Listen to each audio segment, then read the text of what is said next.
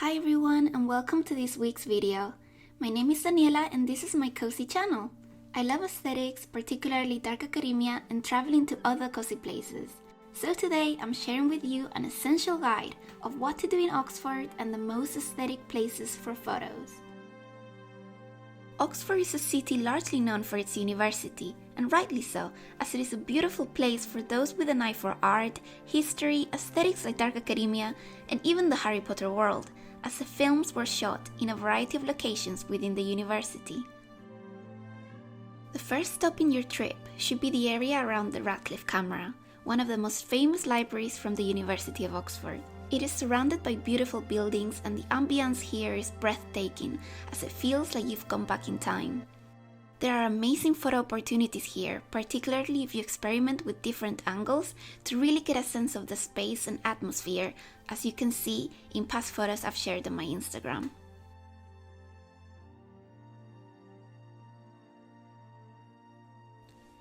Other key places here are the Bodleian Library Courtyard, which feels like stepping into Hogwarts, as well as the Bridge of Sighs, found in the New College Lane, which connects two parts of Hertford College together, and it's inspired by the architecture of the bridges in Venice.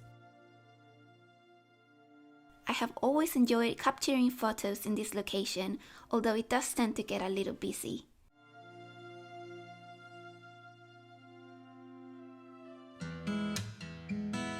Our next location is only a few meters away from the Radcliffe Camera and Bridge of Sighs, but it is my belief that one cannot visit Oxford without going to Blackwell's Bookshop.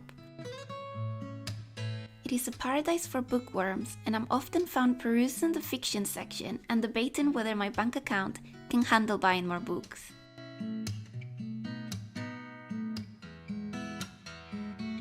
But I recommend visiting this bookshop even if you're not planning on shopping, purely because the view of the Norrington Room just cannot be missed. With over 150k books, there is no doubt you'll find whatever you're looking for. It really is one of my favorite places.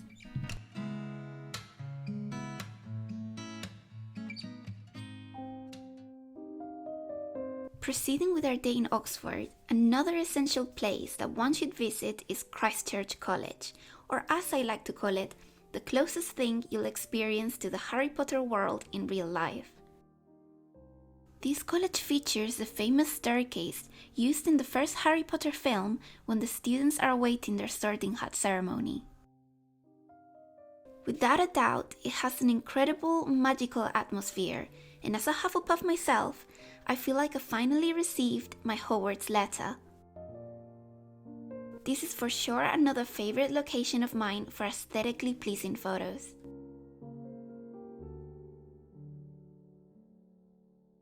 The stairs lead you to the Great Hall, which, as you might guess, served as inspiration for the Great Hall at Hogwarts Castle.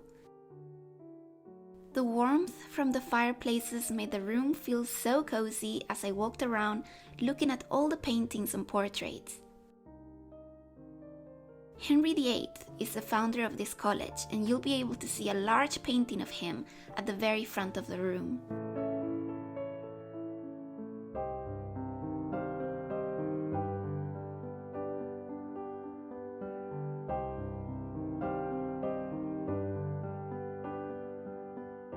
There's definitely a lot to see in this college, but I recommend that you buy your tickets online instead of at the door, because they're cheaper on their website, and why not save a little bit of money, especially when traveling. Before we leave this location, my last favorite place is the cloisters, which have a very heavenly yet mysterious feel to them.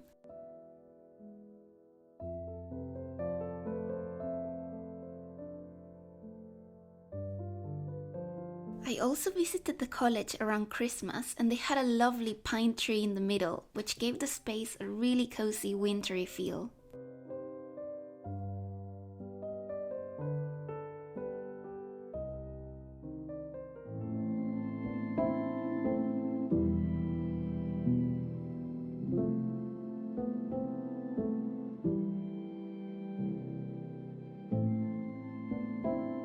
When planning a trip to Oxford, you must include at least one museum, and let that be the Ashmolean Museum. I particularly love the rooms on the Greek world in antiquity. There are so many artifacts and statues to marvel at, and if you're a lover of Donna Tartt's The Secret History, then this is the place for you.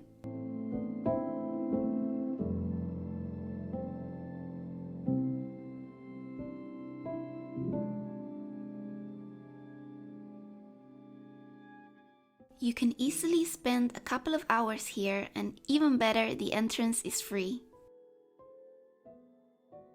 I really enjoyed my recent visit, and I think I managed to get some lovely photos.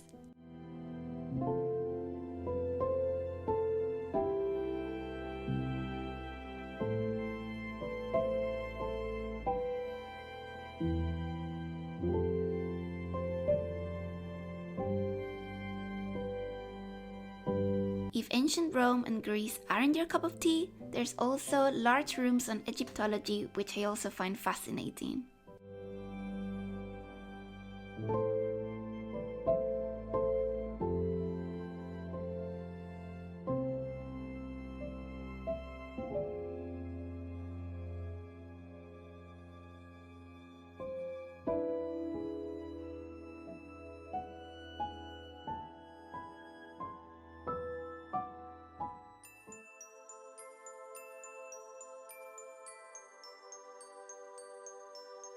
Going back to the area around the Bodleian Library, a location that you cannot miss in your trip is the Divinity School. There are group tickets that will take you to more rooms and libraries in this area, but as this is an essential guide, at the very least, I think you should visit the Divinity School room, which only costs £2.50 per person. It is the oldest classroom in the university, and it has also become famous for having been featured in the first Harry Potter film as the location for Hogwarts Hospital Wing. On a sunny day, the lighting here is magical, as the room is surrounded by large windows and an intricate Gothic ceiling. Some of my favorite Instagram photos have been taken here.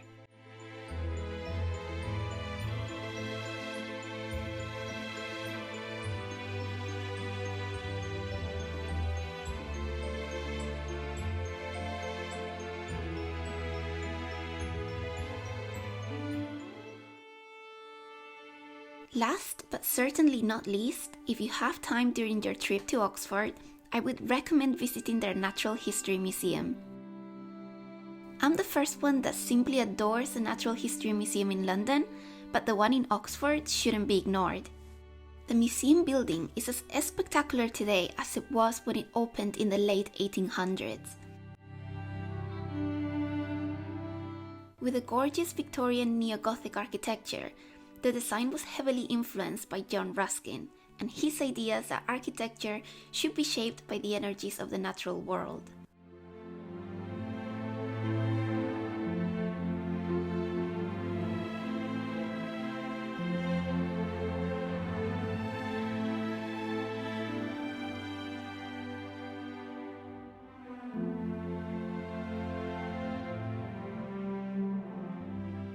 This place really evokes in me a feeling of wanting to be an academic or exploring the world in adventures with a thirst for knowledge and mysteries. Foggy winter days, walking down cobble streets carrying a stack of old books. And if you're anything like me, I hope it does the same for you too.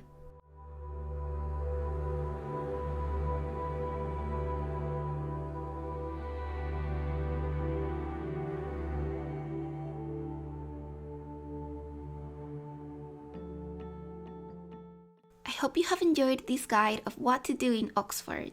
This city is my happy place and I'm ever so grateful to have moved here.